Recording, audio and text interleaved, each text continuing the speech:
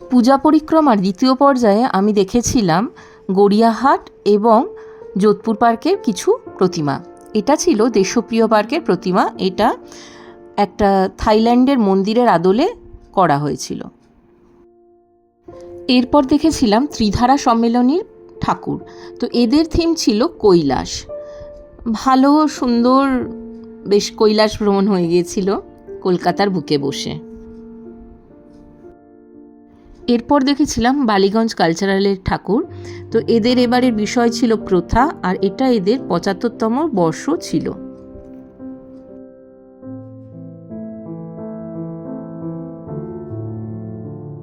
এরপর দেখেছিলাম সমাজসেবীর ঠাকুর। এদের এবারের বিষয় ছিল পথের পাঁচালী। ১৯৪৬ সালের দাঙ্গা বিধ্বস্ত কলকাতায় সর্বধর্মের মানুষকে যে এই পাড়া স্থান দিয়েছিল, তারই কিছু স্মৃতি নিয়ে তৈরি হয়েছিল এবারের সমাজসেবীর থিম পথের পাঁচালী।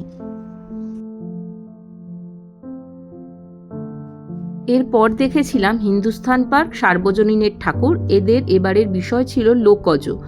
৪,০০০ বছর পুরনো চদর বাঁধুনিদের যে লোকশিল্প, সেটাকেই এরা কাজে লাগিয়েছে এদের মণ্ডপসজ্জায়।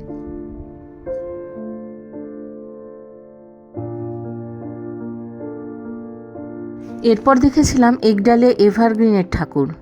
যথারীতি সাবেকি যে ঠাকুর, যা দেখলে মন ভরে যায়, সেরকমই ঠাকুর প্রত্যেক বছর বানায়। এবছরও তাই বানিয়েছিল একডালিয়া এভারগ্রিন। এরপর দেখেছিলাম সিংহী পার্কের ঠাকুর।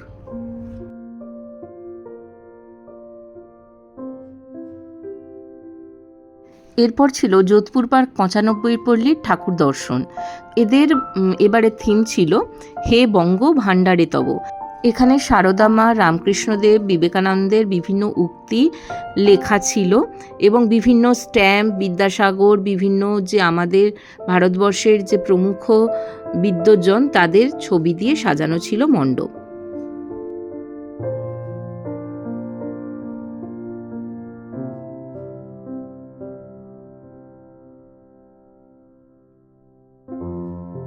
এরপর ছিল যোধপুর পার্কের ঠাকুর দর্শন। এদের এবারের বিষয় ছিল হর হর গঙ্গে।